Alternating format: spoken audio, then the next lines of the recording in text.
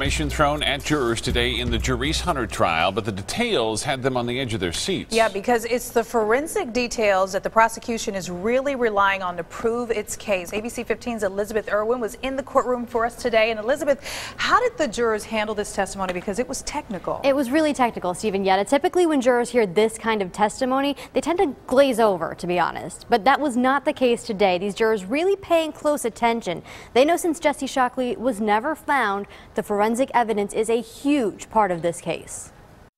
Today started with testimony from the handler of one of the cadaver dogs used at crime scenes to find decomposed human remains.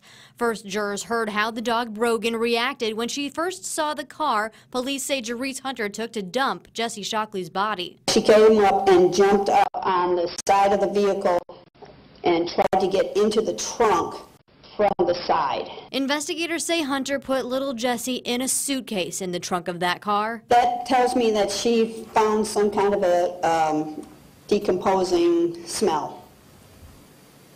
That something had been in there or was in there. She can't tell me that, but she smelled decomp in the trunk. The defense pointed out those cadaver dogs can also alert to blood, and that spots of blood were found inside the trunk. Perhaps the most damaging evidence came later this afternoon when DPS DNA analyst Elizabeth Schwab took the stand. She testified about the carpet that was taken from Hunter's closet, where investigators believe Jesse was kept, possibly where she died. And what did you see when you turned the carpet over and started looking at it?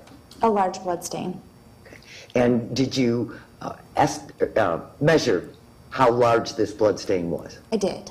And how large a blood stain could you see on the underside of that carpet? It was approximately 11 by 8 inches, so about the size of a sheet of paper. And testimony is finished for this week. We will be back in court, though, Monday morning. You can follow my tweets for all the latest at Elizabeth Irwin.